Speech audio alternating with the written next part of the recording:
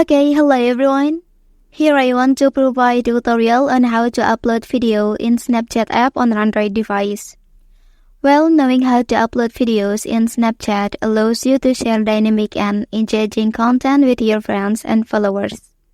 And also, uploading videos enables you to include footage from your camera roll or saved videos in your Snapchat stories or direct messages. So, let's go to the tutorial. Okay, first thing first, open Snapchat app on your device.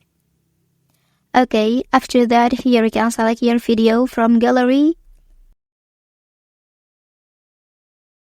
And then if you want to remake the video or you want to edit it before uploading, you can do it here. You will find many tools that you can use for editing. Okay, after finishing and then click this. After that, click Spotlight option. Well, so here enter the description of video.